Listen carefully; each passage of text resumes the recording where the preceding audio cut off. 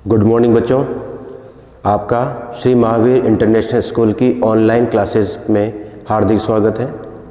बच्चों, पिछले वाले वीडियो में हम लोग बात कर चुके हैं आयनिक बंध कैसे बनता है, सहसंयोजक बंध कैसे बनेगा और उपसहसंयोजक बंध क्या होता है। आज के हम इस चौथे वीडियो में बात करने वाले हैं सहसंयोजक बंध की या सहसंयोजक बंध सिद्धांत की। बच्चों, ये सिद्धांत जो है सबसे पहले 1927 में हिटलर और लंदन नामक दो वैज्ञानिकों ने दिया था, परंतु इसकी पूर्ण व्याख्या नहीं होने के कारण इसे बाद में स्लेटर और पॉलिंग दो वैज्ञानिक थे, इन्होंने इसको ढंग से समझाया था और अच्छी तरह से अणुओं के बनने की व्याख्या की थी। इन लोगों ने सबसे पहले जिस अणु को समझाया था वो हमारा हाइड्रोजन मॉलिक्यूल या हाइड्रोजन अणु होता है। ठीक है, तो आप ध्यान रखेंगे कि पॉलिंग और स्लेटर इन दोनों ने ही वैलेंस बॉन्ड थ्योरी या संयोजकता बंध सिद्धांत की पूर्ण व्याख्या करी थी, लेकिन इसे सबसे पहले दिया था हिटलर और लंदन ने। चलो बात करते हैं संयोजकता बंध सिद्धांत की। तो संयोजकता बंध सिद्धांत को स्लेटर और पॉलिंग के द्वारा देने के कारण इस सिद्धांत को क्या नाम दिया गया है? पॉलिंग स्लेटर सिद्धांत कहा गया है। और ये सिद्धांत जो है दो परमाणुओं के मध्य सहसंयोजक बंध से बनने वाले स्थायित्व या अणुओं की व्याख्या ढंग से करता है। ठीक है, तो अब इस सिद्धांत की क्या क्या अभिक्रियाएं हैं, ये क्या सिद्धांत हमें बातें बताता है, जरा वो समझेंगे। सबसे पहली बात यह है कि परमाणुओं के बाह्यतम कोश में जो अयुग्मित इलेक्ट्रॉन होते हैं वो अस्थायी होते हैं और अस्थायी होने के कारण वो स्थायित्व प्राप्त करने के लिए दूसरे परमाणु, चाहे वो समान हो या असमान हो, उसके बाह्यतम कोश के इलेक्ट्रॉनों के साथ में परमाणविक कक्षकों का अतिव्यापन करते हैं। ठीक है, तो परमाणु के बाह्यतम कोश में उपस्थित अयुग्मित इलेक्ट्रॉन आपस में अतिव्यापन कर सहसंयोजक बंध का निर्माण करते हैं। ठीक है, परमाणुओं द्वारा जब अणु बनता है तो अणु बनने पर वे परमाणु अपना स्थायित्व खो देते हैं। क्यों? क्योंकि वो अस्थायी से स्थायित्व वाले कंडीशन या निकाय में बदल जाते हैं। तीसरी कंडीशन क्या है हमारे पास में? परमाणविक कक्षकों के मध्य जितना ज़्यादा अतिव्यापन होगा उतना ही उस बंध की सामर्थ्य बढ़ जाएगी और उस बंध का स्थायित्व भी बढ़ जाएगा। और चौथी और आखिरी बात जो है, अणु बनने पर जो आपका निकाय बना या जो तंत्र बना उसकी स्थिति ऊर्जा में क्या आती है बच्चों? कमी आती है। और स्थिति ऊर्जा में जो कमी आती है वो उसके स्थायित्व के व्युत्क्रमानुपाती होती है, यानी स्थिति ऊर्जा में जो कमी आई वो उसके स्थायित्व को बढ़ा देती है। ठीक है बच्चों, अब हम यहाँ पर मान लेते हैं कि हमारे पास दो परमाणु हैं, जरा आप ध्यान समझेंगे।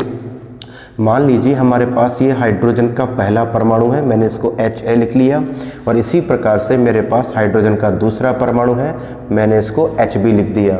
हम ये जानते हैं कि ये इसका नाभिक है और इसके बाह्यतम कोश में ये इलेक्ट्रॉन परिक्रमा कर रहा है। इसी प्रकार ये इसका नाभिक हो गया और ये इलेक्ट्रॉन जो है इसके बाह्यतम कोश में परिक्रमा कर रहा है। अब हम कह देते कि ये जो इलेक्ट्रॉन है इसको मैंने लिख दिया, जो Ha परमाणु था उस A परमाणु का क्या है? ये इलेक्ट्रॉन है E ऑफ A, तो मैं इसको क्या लिख लेता हूँ? EA। इसी प्रकार से जो ये इलेक्ट्रॉन था उसको मैंने लिख लिया EB। ये जो नाभिक है इस नाभिक में क्या पाया जाता है बच्चों? प्रोटॉन पाए जाते हैं। ठीक है, तो यहाँ पर मैं इसको लिख लेता हूँ Pa और यहाँ पर इसके प्रोटॉन को मैं लिख लेता हूँ Pb, या न्यूक्लियस भी इसको आप बोल सकते हो। तो मैं इसको न्यूक्लियस के लिए नाभिक लिख लेता हूँ, तो मैंने इसको लिख लिया Na और इसको मैंने लिख लिया यहाँ पर Nb। ठीक है, जब ये दोनों परमाणु एक दूसरे से अधिकतम दूरी पर थे तो इनके बीच में किसी भी प्रकार का आकर्षण या प्रतिकर्षण नहीं था, परंतु जब ये दोनों परमाणु एक दूसरे के निकट लाए गए तो निकट लाने से इनके बीच में आकर्षण उत्पन्न होता है। आकर्षण किन किन के बीच में होता है? ये जो हमारे पास में इलेक्ट्रॉन Ea है इसके बीच में, और जो हमारे पास में नाभिक जो है B का उसके बीच में, या फिर ये जो नाभिक B है उसका इलेक्ट्रॉन B के साथ में और इसका जो है आकर्षण किसके साथ हो जाए? Na के साथ हो जाए। यानी कि इस A परमाणु का जो इलेक्ट्रॉन है वो इसके नाभिक की तरफ भी आकर्षित हो सकता है और इस B परमाणु के नाभिक की ओर भी आकर्षित हो सकता है। इसी प्रकार से B परमाणु का जो नाभिक है वो A परमाणु के इलेक्ट्रॉन की ओर आकर्षित हो सकता है और इसी प्रकार से A परमाणु का जो नाभिक है वो B परमाणु के इलेक्ट्रॉन की ओर आकर्षित हो सकता है। तो इस आकर्षण की वजह से दोनों परमाणु एक दूसरे के निकट आएंगे और अपने बाह्यतम कोश के इलेक्ट्रॉनों का साझा करवाएंगे। जब ये साझा अधिकतम सीमा तक होगा तो उससे अणु का निर्माण होगा और बंध की सामर्थ्य बढ़ेगी और उस वजह से आपके अणु को स्थायित्व मिलेगा। ठीक है बच्चों, तो हमने समझ लिया कि यहाँ पर जो आकर्षण है वो EA और Na के बीच में हो सकता है। यहाँ पर जो A का जो इलेक्ट्रॉन है उसके बीच में जो आकर्षण है वो Nb के साथ भी हो सकता है। इसी प्रकार से हम ये कह दें कि B परमाणु का जो इलेक्ट्रॉन है उसका आकर्षण Nb के साथ हो सकता है और जो B परमाणु का जो इलेक्ट्रॉन है उसका आकर्षण A परमाणु के नाभिक के साथ भी हो सकता है। ठीक है, तो इस प्रकार से हम ये कहते हैं। और परमाणु या परमाणु के द्वारा अणु का निर्माण कब होता है? जब आकर्षण का मान जो है वो ज़्यादा हो जाए, किससे? प्रतिकर्षण से, क्योंकि यहाँ प्रतिकर्षण भी होगा और वो प्रतिकर्षण किस किस के बीच होगा? A परमाणु के इलेक्ट्रॉन और B परमाणु के इलेक्ट्रॉन के बीच में। इसी प्रकार से A परमाणु के नाभिक और B परमाणु के नाभिक के बीच में प्रतिकर्षण होगा। और अणु बनने के लिए कंडीशन क्या है कि आकर्षण जो लग रहा है उसकी वैल्यू प्रतिकर्षण से क्या होनी चाहिए? ज़्यादा होनी चाहिए। तब हम ये कह देंगे कि परमाणुओं के संयोग से किसका निर्माण होगा? अणु का निर्माण होगा। अब हम इसके आगे की बात करते हैं कि जो पॉलिंग और स्लेटर ने जो है अणु के निर्माण के लिए 4 कंसेप्ट यहाँ पर दिए। एक है linear combination of atomic orbital, जिसको हम बोलते हैं परमाणविक कक्षकों का रेखिक संयोग। दूसरा हम पढ़ेंगे यहीं पर ही जो है अतिव्यापन या संकरण, और जो तीसरी चीज़ है वो हम पढ़ेंगे यहाँ पर अनुनाद। ठीक है, तो इस प्रकार से हम लोग इन चीज़ों की व्याख्या करने वाले हैं अपने इस क्लास में। ठीक है, तो बच्चों अब हम बात करने वाले हैं कि जो पॉलिंग और स्लेटर ने मॉलिक्यूल या अणुओं का जो निर्माण है वो 4 गुणों की व्याख्या के आधार पर समझाया। वो 4 गुण कौन कौन से हैं? अभी हमने कहा था पहला जो पॉइंट इन्होंने लिया था वो था linear combination of atomic orbital, यानी परमाणविक कक्षकों का रेखीय संयोजन या संयोग। बच्चों इसी को ही अपन अतिव्यापन कहते हैं, थोड़ी देर में इसको पढ़ने वाले हैं। दूसरा हमारे पास जो टॉपिक है वो है इसका जो हम पढ़ेंगे संकरण। तीसरा जो टॉपिक होगा वो अनुनाद है और चौथे जो बिंदु है जिसके आधार पर समझाया गया वो है दिशात्मक गुण। ठीक है, तो हम इनके आधार पर अणुओं की व्याख्या करने वाले हैं। तो पहला जो पॉइंट है हमारे पास में वो है हमारे पास में परमाणविक कक्षकों का रेखीय संयोजन। ठीक है, तो परमाणविक कक्षकों का रेखीय संयोजन को ही हम लोग किस नाम से जानते हैं? अतिव्यापन के नाम से जानते हैं। अब अतिव्यापन के लिए क्या कहा गया कि जब प्रत्येक बंधित परमाणु अपने दूसरे परमाणु के साथ जुड़ने के लिए आएगा तो वो वहाँ पर अपनी पहचान को खो देता है और वो अणु बना लेता है।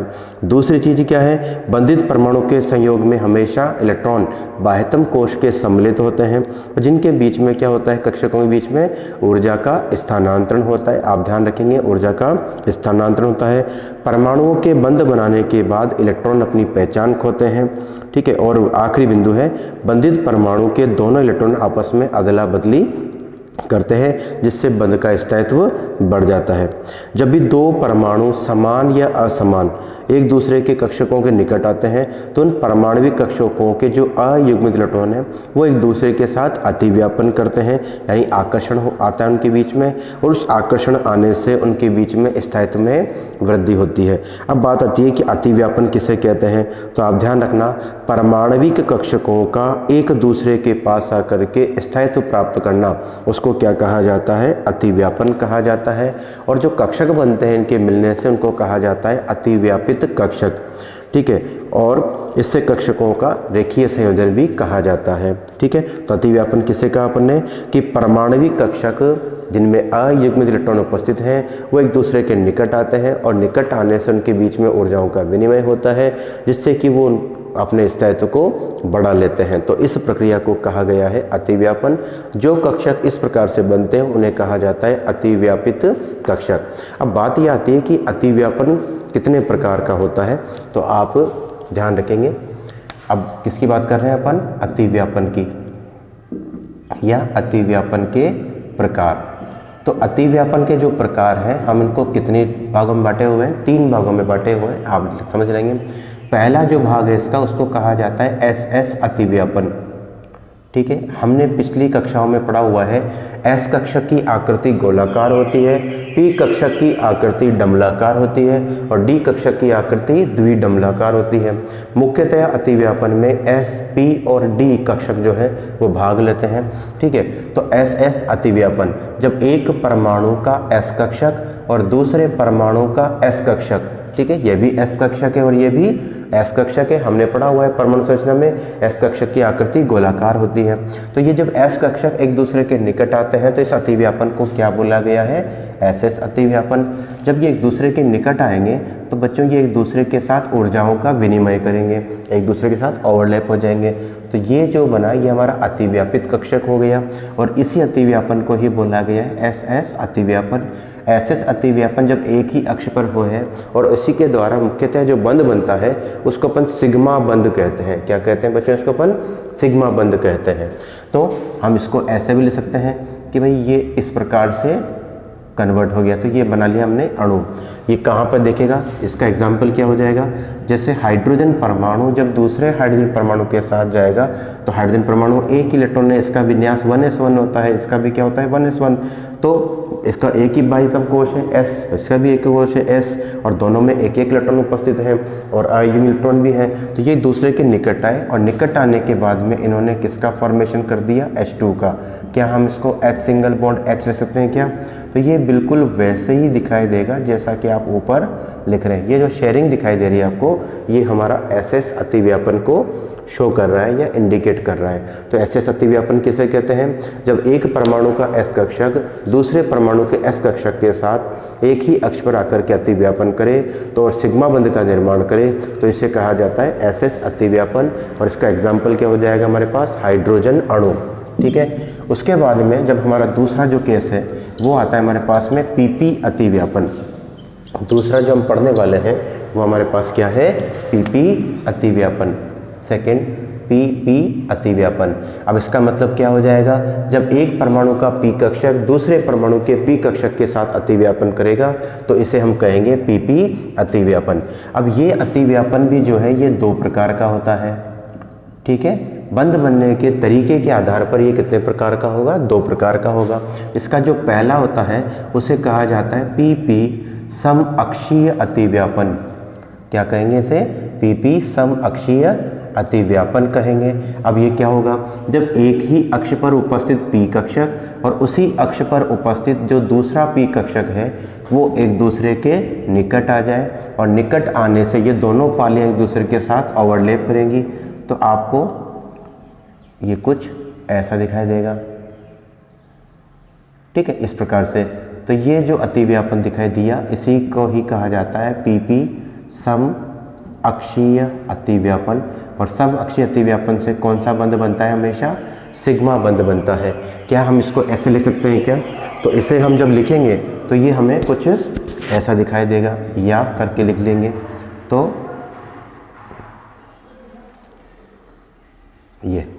ये वाला भाग जो है इलेक्ट्रॉनों की अधिकता के कारण हमको थोड़ा बड़ा दिखाई देगा। तो यही हमारा कहलाएगा संकरित कक्षक या अतिव्यापित कक्षक। ठीक है, समझ में आ गई बात आपको? इसका एग्जाम्पल जो है आप कहाँ पर देखेंगे? फ्लोरीन अणु के निर्माण में। फ्लोरीन अणु का जब विन्यास देखोगे आप तो फ्लोरीन परमाणु का जो विन्यास है वो होता है 1s2 2s2 2p5। इसके बाह्यतम कोश में कितने इलेक्ट्रॉन है? 7। अष्टक पूरा करने के लिए एक इलेक्ट्रॉन की आवश्यकता है। तो इस 2p5 को जब आप ध्यान से देखेंगे तो यहाँ पर 1 2 3 4 और ये 5, ये जो pz कक्षक है जिसमें एक अयुग्मित इलेक्ट्रॉन py कक्षक है, ये px होता है, ये pz होता है और ये वाला py है। तो py कक्षक जो है इसके अंदर एक इलेक्ट्रॉन जो है वो अयुग्मित है और यही अयुग्मित इलेक्ट्रॉन दूसरे फ्लोरीन परमाणु के py के साथ में समअक्षीय अतिव्यापन करेगा और इसी प्रकार के अणु का निर्माण वो कर लेगा। ठीक है, उसके बाद में इसी का जो दूसरा जो प्रकार है उसे कहा जाता है पीपी समपार्श्वीय अतिव्यापन। क्या बोलेंगे इसे? पीपी समपार्श्वीय अतिव्यापन उसको कहा जाता है। अब इसके अंदर हम लोग ध्यान रखेंगे तो वो क्या होगा?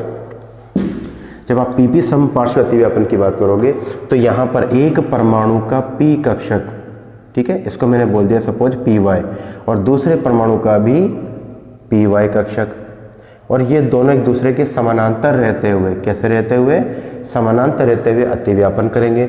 जब ये अतिव्यापन कर रहे होंगे तो ये आपको कुछ इस तरीके से दिखाई देंगे। ठीक है, तो ये अतिव्यापन यहाँ पे हो गया, ऐसे ही अतिव्यापन यहाँ पर हो गया। ये जो अतिव्यापन दिखा इसी को ही कहा जाता है पीपी, समपार्श्वीय अतिव्यापन। ठीक है, और समपार्श्वीय अतिव्यापन जब भी होगा तो इससे हमेशा कौन सा बंध बनता है, पाई बंध बनता है। इसकी इलेक्ट्रॉन डेंसिटी जब आप बनाओगे तो ये कुछ अपन को ऐसे दिखाई देगा।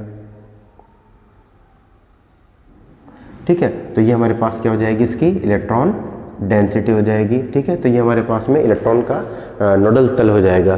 तो ये कहलाएगा हमारा पीपी, समपार्श्वीय अतिव्यापन। समपार्श्वीय अतिव्यापन में मुख्यतया पीवाई और पीजेड कक्षक भाग लेते हैं और उसके अंदर जो है पीएक्स या पीवाई या पीजेड कंडीशन के अनुसार वो उसमें भाग ले लिया जाता है। तो ये आपने सीख लिया यहाँ पर एसएस अतिव्यापन, पीपी अतिव्यापन। इसी प्रकार से जो है एसपी अतिव्यापन भी होता है। एक परमाणु का, इसका जो तीसरा जो प्रकार है वो हमारे पास क्या हो जाएगा, एसपी अतिव्यापन। एक परमाणु का एस कक्षक और दूसरे परमाणु का पी कक्षक जो है एक दूसरे के साथ अतिव्यापन कर ले, तो तीसरा प्रकार कौन सा हो जाएगा, एसपी अतिव्यापन। ठीक है, अब एसपी अतिव्यापन बोलेंगे तो एक परमाणु का एस कक्षक होगा और दूसरे परमाणु का पी कक्षक होगा। जब ये एक दूसरे के साथ ओवरलैप कर रहे होंगे तो हमको कैसे दिखाई देंगे, ये ऐसे और ये कुछ इस प्रकार से। तो ये हमारे पास बन गया, इसी को कहा जाएगा एसपी अतिव्यापन। ये कौन सा अतिव्यापन हो गया, एसपी। और एसपी अतिव्यापन से भी कौन सा बंध बनेगा, सिग्मा बंध बनेगा। ठीक है, और इसी को अगर आप बनाना चाहोगे तो ये ऐसा दिखेगा अपन को, ये पाली बड़ी हो जाएगी और ये पाली छोटी हो जाएगी, तो ये हमारी अतिव्यापित पाली हो जाएगी। ठीक है, तो ये हमने पढ़ लिया यहाँ पर अतिव्यापन या linear combination of atomic orbital. तो बच्चों अब हम बात करने हैं दूसरे वाले गुण की, जो कि पॉलिंग और स्लेटर ने समझाया था। और पॉलिंग और स्लेटर ने दूसरा अणुओं के बनने के बारे में संकरण अवधारणा का उपयोग लिया। क्या होता है संकरण, लेकिन इसकी आवश्यकता क्यों बनी। बच्चों अतिव्यापन के द्वारा जब हमने पढ़ा कि एसएस अतिव्यापन होता है, पीपी अतिव्यापन होता है या एसपी अतिव्यापन होता है, तो वहाँ पर समपरमाणविक अणुओं का निर्माण होता है। समपरमाणविक अणु का मतलब जैसे H2, N2, O2, F2, Cl2। तो समपरमाणविक अणुओं को समझाने के लिए अतिव्यापन परिघटना पर्याप्त होती है। परंतु जब विषम परमाणु से मिलकर के जब अणु या यौगिक बनते हैं तो वहाँ पर अतिव्यापन द्वारा इसको नहीं समझाया जा सकता। विषम परमाणु जैसे कि H2O, मेथेन, अमोनिया आदि, तो विषम परमाणु से बनने वाले अणुओं या यौगिकों को समझाने के लिए संकरण अवधारणा का उपयोग लिया गया। तो बच्चों जैसे कि अपन अभी बात कर रहे थे कि जो परमाणविक कक्षक जब आपस में मिलते हैं तो उसे अपन अतिव्यापन कहते हैं, और अतिव्यापन के द्वारा हम समपरमाणविक अणुओं के बनने को समझा सकते हैं, जैसे हाइड्रोजन, नाइट्रोजन, ऑक्सीजन, फ्लोरीन आदि।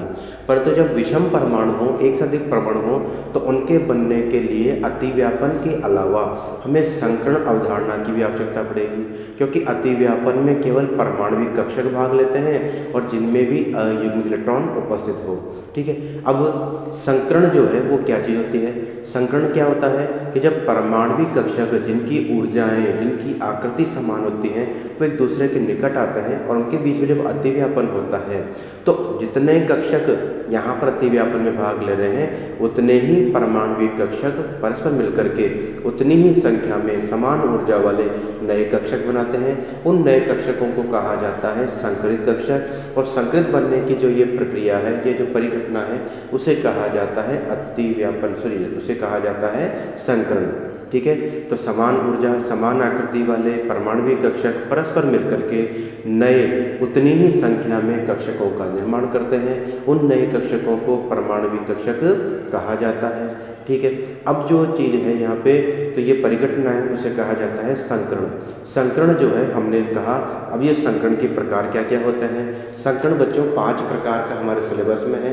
एक होता है sp3 संकरण, दूसरा कहलाएगा यहाँ पर sp2 संकरण, तीसरा है sp संकरण, चौथा हो जाएगा sp3d संकरण, और चौथा हो जाएगा हमारे पास पाँचवा हो जाएगा sp3d2 संकरण।